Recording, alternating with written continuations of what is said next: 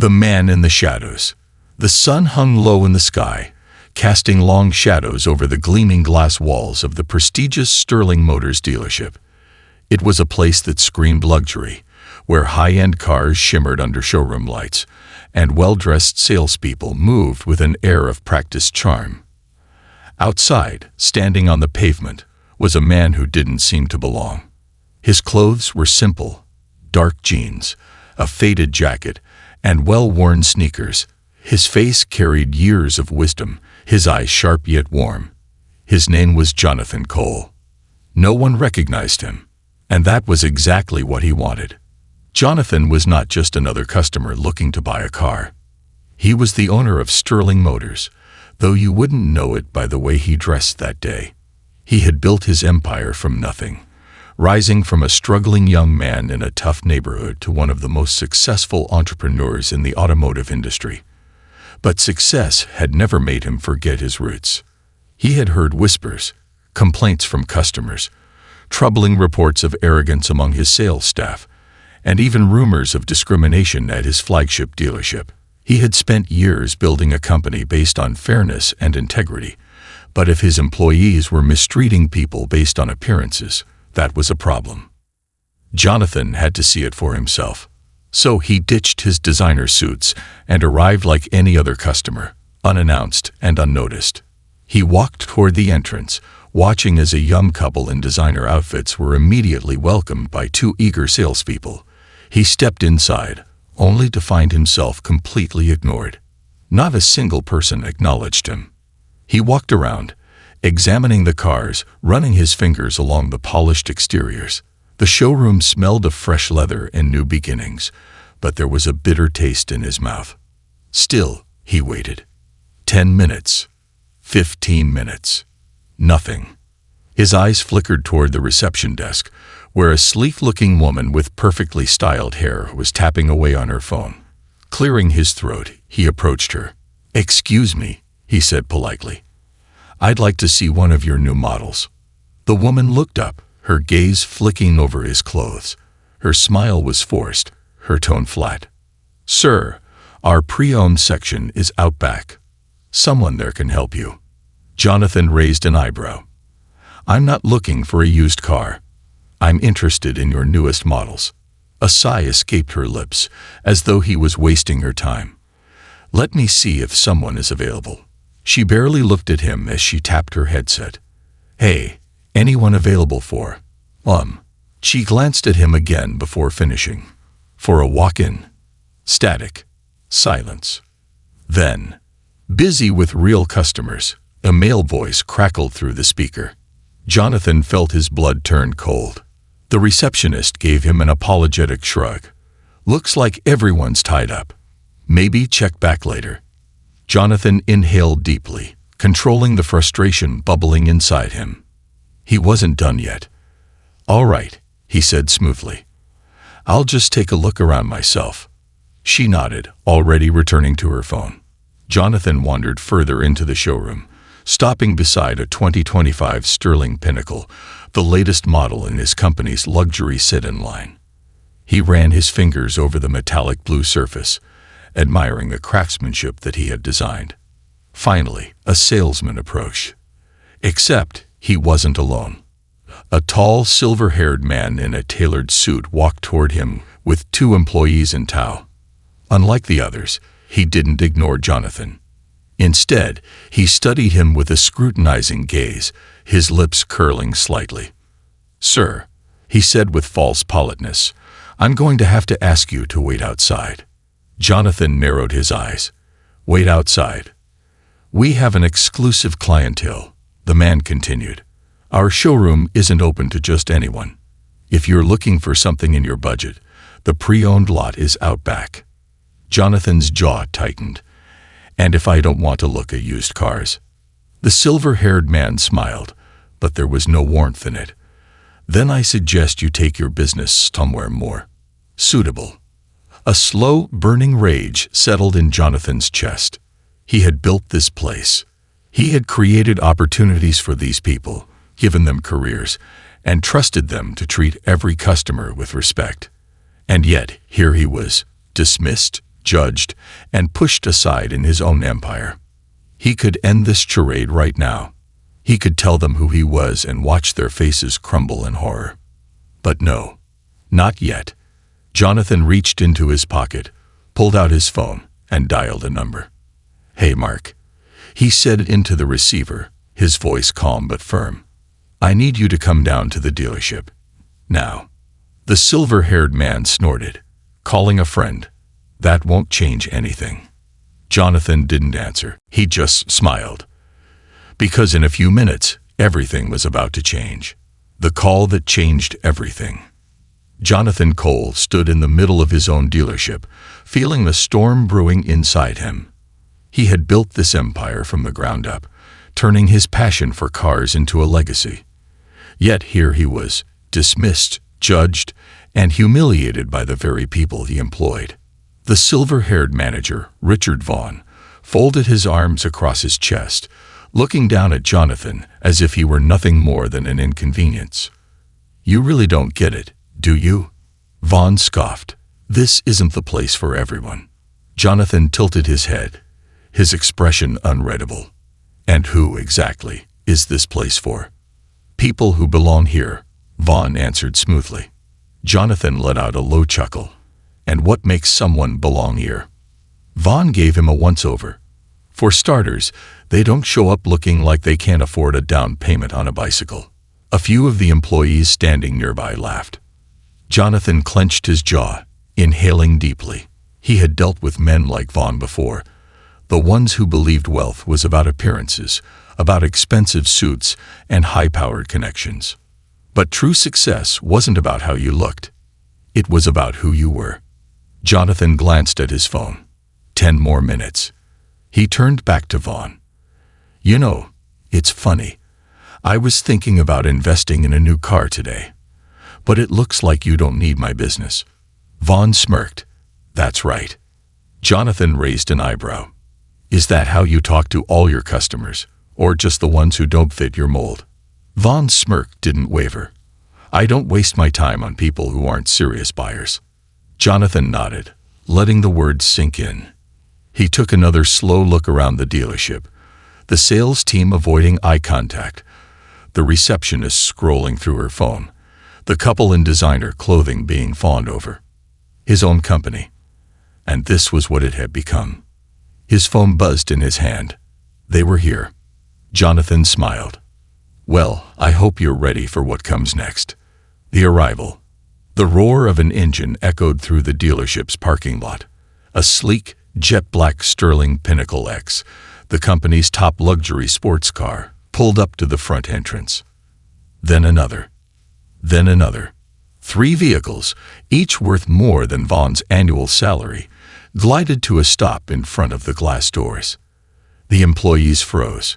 Vaughn's arrogant smirk faltered as the doors swung open. A tall, broad-shouldered man in an impeccably tailored suit stepped out of the lead vehicle. Mark Reynolds, the vice president of Sterling Motors. Behind him, 2 other high-ranking executives followed. The receptionist's jaw dropped. The sales team whispered nervously. The air shifted. Reynolds strode into the dealership, his polished shoes clicking against the marble floors. He scanned the room until his eyes landed on Jonathan. The transformation was instantaneous. "Mr. Cole," Reynolds greeted warmly, his voice carrying through the room. Vaughn stiffened. The employees gasped. Reynolds approached Jonathan and shook his hand. "I came as soon as you called, sir. What's going on?" Jonathan smiled, calm as ever. "Oh, nothing much. Just wanted to see how things were running here." Reynolds' expression darkened.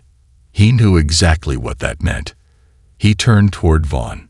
"Introduce yourself, Richard," Jonathan said smoothly. "I believe you haven't met the owner of this company yet." Vaughn's face turned ashen. His lips parted, but no words came out. The color drained from the receptionist's face. The sales staff suddenly looked anywhere but at Jonathan. Vaughn stammered. I didn't realize." Jonathan tilted his head. "Didn't realize what?" "That the man you just insulted, ignored, and sent to the pre-owned lot is the man who signs your paychecks. Vaughn's arrogance shattered. His hands clenched at his sides. His eyes darted to Reynolds, as if hoping for some kind of intervention. But there was none. Reynolds crossed his arms. "So this is how you've been running things here." Silence.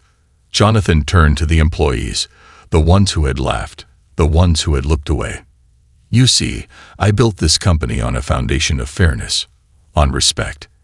And yet, I walk in here, dressed like an ordinary man, and I'm treated like I don't belong, like I'm invisible." No one dared to move. Jonathan let his voice drop lower, sharper. "Is that how you treat everyone who doesn't look the part? How many people have walked through these doors, ready to invest their hard-earned money, only to be turned away because they weren't wearing designer shoes?" No one answered. Jonathan turned to Vaughn. "Tell me, Richard," he said, "how many deals have you lost because you judged someone based on appearances?" Vaughn swallowed hard. I didn't mean any harm, sir. It was a misunderstanding." Jonathan nodded slowly. "A misunderstanding." Then he smiled. "Well, let's clear up any misunderstandings right now." He turned to Reynolds. "Fire them." The words sliced through the room like a blade. Vaughn froze. "Wait, what?" Jonathan didn't blink. "You and everyone who stood by and let this happen, pack up your things and get out. I won't have my company run by people who treat customers like they're beneath them." Vaughn's face crumpled. "Sir, please, I've been here for years. I've closed more deals than anyone." Jonathan's voice was cold, unyielding. "And how many customers have you humiliated in those years?" Vaughn's mouth opened, then closed, because they both knew the answer. Reynolds stepped forward. "Security will escort you out." Vaughn's face twisted in rage. His chest rose and fell sharply. But there was nothing he could do. One by one, employees were dismissed. The receptionist, the salespeople who had laughed, the ones who had looked away. Jonathan watched them go, their designer clothes and expensive watches meaning nothing anymore. As the doors slammed shut behind them, Jonathan turned to the remaining staff, the ones who hadn't participated in the cruelty, the ones who had looked uncomfortable but hadn't spoken up. He studied them. Then he smiled. "This company will be different," he said. "From now on, we treat every customer like they matter, because they do." And with that, Sterling Motors was reborn, rebuilding the foundation. The echoes of heavy footsteps faded as the last of the dismissed employees left the dealership. The tension in the room had lifted, but in its place was a lingering sense of unease. The remaining employees, those who hadn't mocked Jonathan, but also hadn't stood up against the mistreatment, stood in stunned silence. Their gazes flickered between one another, as if questioning what would happen next. Jonathan Cole, the true owner of Sterling Motors, stood at the center of the room, his presence now undeniable. The very people who had dismissed him moments ago now watched him with wide, uncertain eyes. He took a slow breath, surveying the damage. This wasn't just about firing a few bad employees. This was about rebuilding the heart of his company. He turned to Mark Reynolds, his trusted vice president. "I want a full report on customer complaints from the past 6 months. Everything. Emails, calls, feedback surveys. I want to know how deep this problem runs." Reynolds nodded immediately. "I'll have the team compile it by the end of the day." Jonathan's eyes swept over the remaining staff. Some looked ashamed, others fearful. He understood why. These weren't bad people. They had simply chosen silence when they should have spoken up. And today, they had learned the true cost of silence. Jonathan folded his arms, his voice calm but firm. "I know what you're all thinking," he said. "You're wondering if you'll be next, if I'll fire the rest of you for letting this happen." The employees glanced at each other, their worst fears confirmed. Jonathan let his words sink in before continuing. "I won't fire you." A few relieved sighs slipped through the group. "But I will expect more from you," he added. "This isn't just a dealership. It's a representation of the values I built this company on. Every person who walks through that door should be treated with the same level of respect, whether they arrive in a designer suit or a pair of old sneakers. His voice grew sharper. And if you ever witness discrimination happening here again and choose to stay silent, then yes, you will be fired. The employees straightened. This was no empty threat. Jonathan took a slow step forward. Each of you has a choice. Stay and be part of something better, or leave now if you can't commit to that. No one moved. Good. A lesson in service. Jonathan turned his attention back to the customer floor. He had spent years behind the scenes, running numbers, closing deals, making executive decisions. But today, he wasn't just the CEO. He was a customer. And before anything else, he needed to make sure his team knew how to serve one. He pointed to a young salesman standing near the luxury SUV section. "What's your name?" The man straightened. Ethan, sir." Jonathan nodded. "Sell me a car, Ethan." Ethan blinked. "Right now." "Yes," Jonathan said. "Right now. You didn't approach me when I first walked in. Now's your chance to show me what you should have done." Ethan swallowed hard. He hesitated, then walked over with a professional stance. "Welcome to Sterling Motors, sir," he started, his voice steady but nervous. "What brings you in today?" Jonathan raised an eyebrow. "A car. That's what dealerships sell, isn't it?" Ethan hesitated. "Yes, sir. I meant, do you have a specific model in mind?" Jonathan gestured around the room. "You tell me. What do you think I should drive?" Ethan cleared his throat. "Well, judging by your style." Jonathan held up a hand. "Stop right there," he said. Ethan paled. Jonathan's voice remained calm but firm. "Never judge a customer by their appearance," he said. "If you assume what someone can afford based on their clothes, you'll lose the sale before it even begins."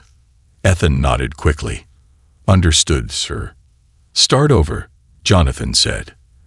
"And this time, treat me like I matter." Ethan took a breath. This time, he corrected his approach. "Sir, we have a wide range of vehicles to fit any need, whether you're looking for something sleek and sporty or something luxurious and spacious. Do you prefer a sedan or an SUV?" Jonathan smiled slightly. "Better." He glanced at the other employees, who were listening intently. "You're all going to relearn how to treat customers," he said, "because this isn't just about selling cars. It's about making people feel valued. Every person who walks through that door should feel like the most important person in the room." The employees nodded, absorbing every word. A surprise visit. Just as Jonathan finished speaking, the glass doors of the dealership swung open again. This time, it wasn't just another customer. It was Daniel Carter, one of the most respected business journalists in the country. And he wasn't alone. A camera crew followed him inside. Jonathan raised an eyebrow. "Daniel, to what do I owe the pleasure?" Carter smiled, adjusting his tie. "I heard a little rumor that Sterling Motors had a shake-up today. Thought I'd come see for myself." Jonathan chuckled. "News travels fast." Carter gestured to his cameraman. "Mind if we ask you a few questions?" Jonathan glanced at his employees, then back at Carter. "Sure," he said, "but only if you let my staff hear the answers. They need to understand exactly what happened here today." Carter's eyes gleamed. "Fair enough." The camera began rolling. Carter turned to face Jonathan. "Mr. Cole, it's not every day that a CEO goes undercover at his own company. What made you do it?" Jonathan's expression grew serious. "Because I had to," he said, "because I built this company to be a place of fairness and respect. But today, I saw with my own eyes that some of my employees had forgotten that. They judged customers based on their clothes, not their character. And that's unacceptable." Carter nodded. "And how did you handle it?" Jonathan didn't hesitate. "I fired the people responsible," he said. "And now I'm rebuilding my team the right way." Carter turned to the employees. "Do you all feel like today was a wake-up call?" Ethan, still standing nearby, spoke up. Yes, he said honestly. We learned a hard lesson today. But I think we're ready to be better. Carter looked back at Jonathan. What's next for Sterling Motors? Jonathan smiled slightly. We're going back to our roots, he said. From now on, every person who walks through our doors will be treated with dignity. No more judgment, no more arrogance, just great service for everyone. Carter nodded approvingly. I think that's a message a lot of businesses could learn from. He shook Jonathan's hand, and the interview wrapped. As the cameras turned off, Jonathan turned back to his staff. The cameras are gone now, he said. But this lesson stays. The employees nodded firmly. A new chapter had begun, and Sterling Motors would never be the same again. The road to redemption. The dust had settled, but the echoes of change still rippled through Sterling Motors. For the first time in years, the dealership felt different. The toxic energy, the arrogance, the dismissiveness, it was gone. In its place, a sense of unease, reflection, and quiet determination lingered among the employees who remained. Jonathan Cole knew that firing Vaughn and his group was just the first step. Real change wasn't about cutting out the rot. It was about nurturing what remained. And now, it was time to rebuild. A fresh start. Early the next morning, before the dealership opened, Jonathan called a mandatory staff meeting. The remaining employees, salespeople, managers, receptionists, and even the janitorial staff gathered in the spacious showroom, waiting. The tension was thick. For years, they had worked under a system of exclusivity and arrogance. Now they were about to learn a new way. Jonathan stepped forward, dressed in a sleek but simple dark blue suit. He wasn't here to play a role anymore. He was here to lead. Mark Reynolds, his vice president, stood beside him, his expression firm yet encouraging. Let's start with the truth, Jonathan began, his voice calm but unyielding. How many of you, deep down, knew what was happening here was wrong? The employees shifted uncomfortably. Some looked down at their feet. A few nodded hesitantly. Jonathan scanned the crowd. How many of you ignored a customer because you thought they couldn't afford to be here? More uneasy movement. No one spoke. Jonathan took a slow breath. That silence is exactly why we're having this conversation. He turned and gestured to an older woman in a gray cardigan standing near the back. Lisa, you've been working reception here for 5 years. How many times have you seen a customer walk in, be ignored, and walk out? Lisa hesitated. Too many times, sir. Jonathan nodded. And why didn't you say anything? She swallowed. Because it wasn't my place. I don't sell cars. I just answer phones. Jonathan's expression softened. Lisa, let me make something very clear. Everyone here is responsible for the way customers are treated. Whether you're selling a car or answering phones, the moment someone walks in, they should feel like they belong. Lisa nodded slowly. Others in the group looked up, feeling the weight of his words. Jonathan turned to another employee. Marcus, you've been here for 3 years. You're a good salesman. The dealership had been running under a culture of exclusivity and silent discrimination for years. Changing that overnight was impossible. But Jonathan didn't expect perfection. He expected effort. The first challenge: breaking old habits. 3 days into the new era of Sterling Motors, Jonathan decided to put his team to the test.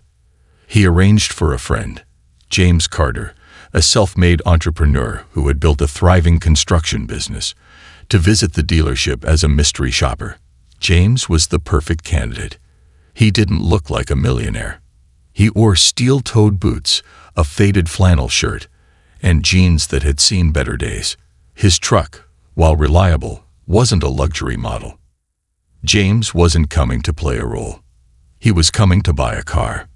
But would Sterling Motors treat him as a valued customer, or would they fall back into their old ways? The first interaction.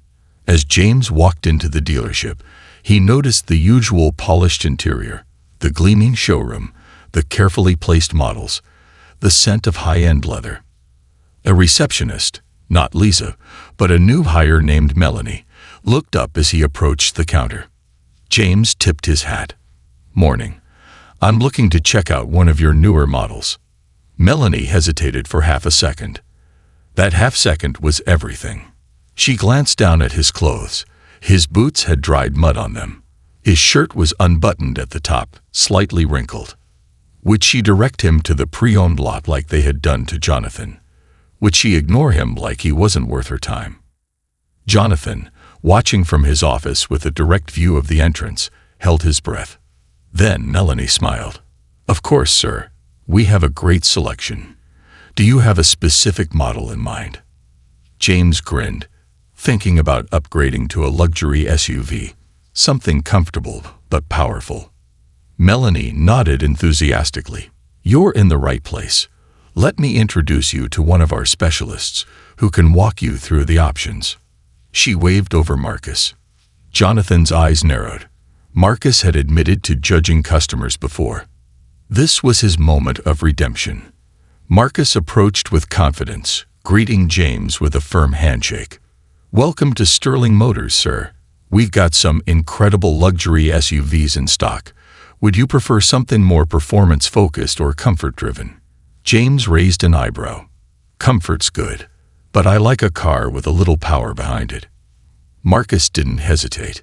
"Then you might love the 2025 Sterling Grand Apex.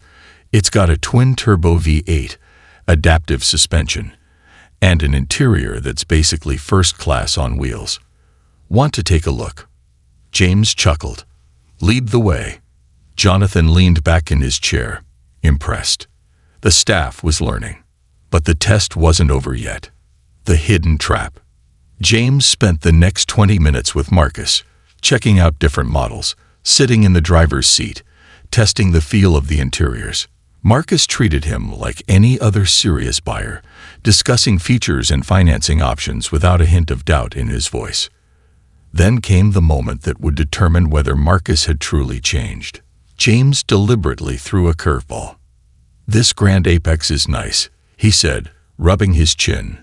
"But I might need to wait on the down payment. Money's tight right now." Marcus had two options. He could back off immediately, assuming James wasn't worth the effort, or he could do his job. For a split second, Jonathan saw the gears turning in Marcus' mind. Then Marcus smiled. "I hear you, sir. Buying a luxury car is a big investment. We have some flexible financing options that might make things easier. Would you like to go over them?" James grinned. Yeah, I would." Jonathan exhaled. This was the shift he had been waiting for. No judgments, no dismissals, just good service.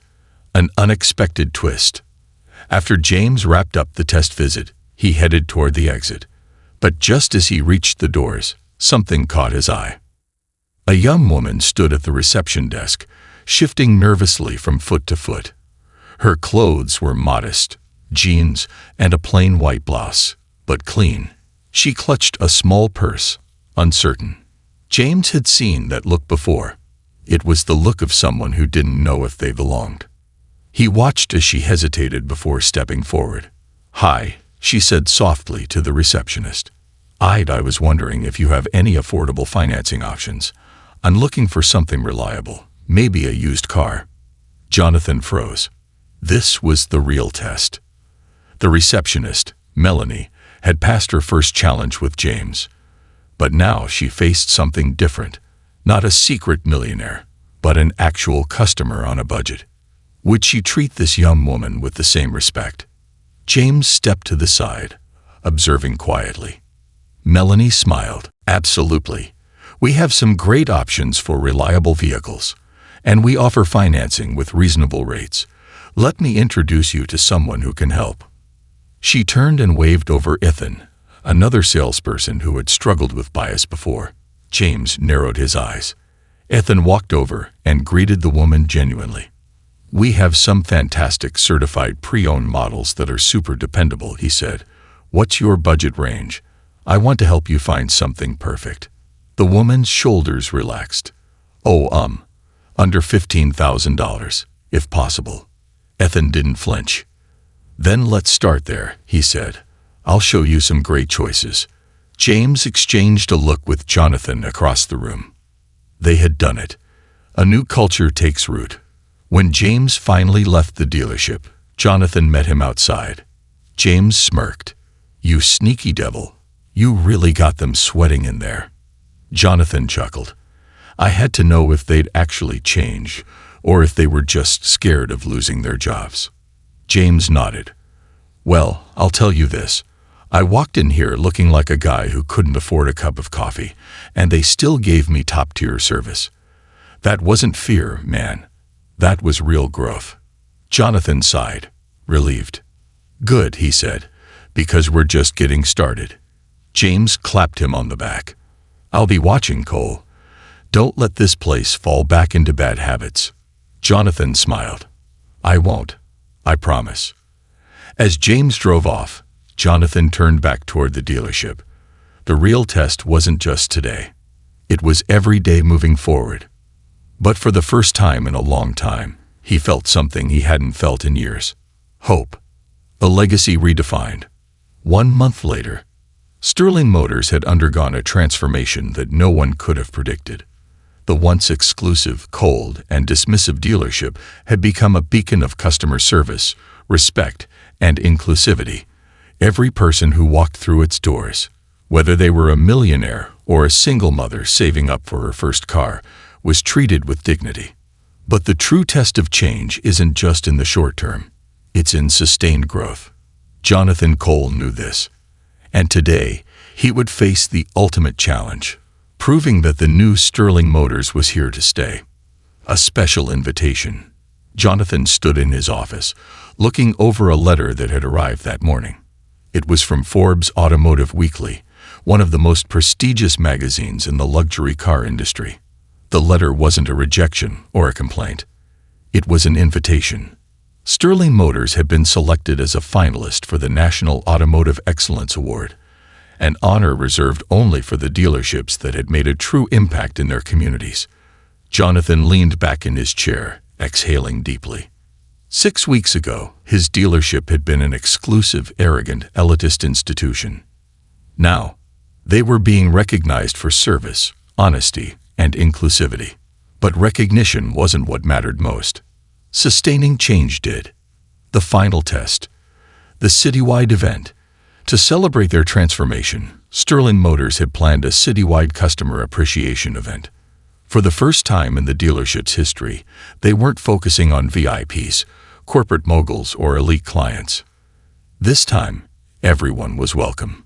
Single parents, teachers, college students, retirees, small business owners, people who had never stepped foot in a luxury dealership before because they didn't think they belonged. Jonathan stood outside the dealership as families, couples, and individuals walked toward the entrance. There were no bouncers, no velvet ropes, only an open door. Marcus, now one of the dealership's top performers, approached Jonathan, grinning. "Sir, we've got over 400 RSVPs. People are really showing up." Jonathan smiled. "Good. Let's give them something to remember." From exclusive to inclusive, inside, the dealership was alive. Test drive stations. People who had never driven a luxury car before got the chance to test out high-end models without the pressure of making a purchase. Financial education booths. Sterling Motors partnered with local banks to educate customers on car financing, loans, and credit-building strategies. First-time buyer programs. The dealership launched a new initiative to help young professionals and working-class customers find cars they could afford with fair financing. Community sponsorship announcements. Jonathan unveiled a new scholarship fund for students interested in automotive engineering, donating a percentage of Sterling Motors' profits to local trade schools. For the first time, Sterling Motors wasn't just selling cars. It was changing lives. The unexpected guest. As the event was in full swing, a familiar face walked through the doors. Richard Vaughn, the disgraced former manager. The same man who had dismissed Jonathan, judged him by his clothes, and treated customers with arrogance, stood awkwardly near the entrance. The employees noticed him immediately. Tension rippled through the showroom.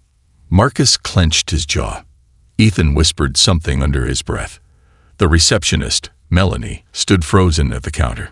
Jonathan, however, remained calm. He walked toward Vaughn, hands in his pockets. "Didn't expect to see you here." Vaughn looked different. The smug arrogance was gone. His tailored suits were replaced by a simple button-down shirt and slacks.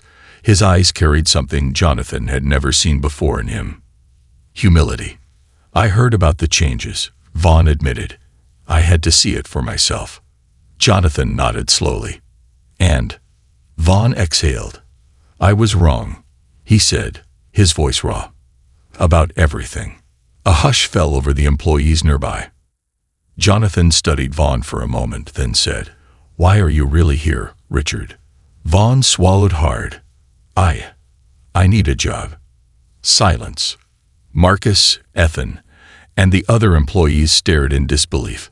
The man who had created a culture of discrimination and elitism was now asking for a second chance. Jonathan could have turned him away. He could have humiliated him the way Vaughn once humiliated customers. But Jonathan Cole wasn't that kind of man. "Tell me something," Jonathan said, his voice even. "If I gave you a second chance, would you really change?" Vaughn didn't hesitate. "Yes. I swear it." Jonathan studied him for a long moment. Then finally, he said, "Show me." A second chance, but not the same one. Jonathan didn't give Vaughn his old management job back. Instead, he hired him as a customer service associate. "Start from the ground up," Jonathan told him. "Learn what it really means to serve people, not judge them." And Vaughn accepted. No pride, no arrogance, just a man looking for redemption. And Jonathan, he believed in redemption, a legacy of change. As the event wrapped up, Jonathan stood at the entrance of Sterling Motors, looking out at his dealership, his people, his community. Not just a place that sold cars, a place that made a difference. Mark Reynolds stepped beside him. "You did it, boss." Jonathan shook his head. "We did it." The journey hadn't been easy. There were still challenges ahead. But for the first time, Jonathan Cole knew without a doubt. Sterling Motors would never go back to the way it was. Because now, it stood for something greater than success. It stood for integrity, respect, and most of all, hope.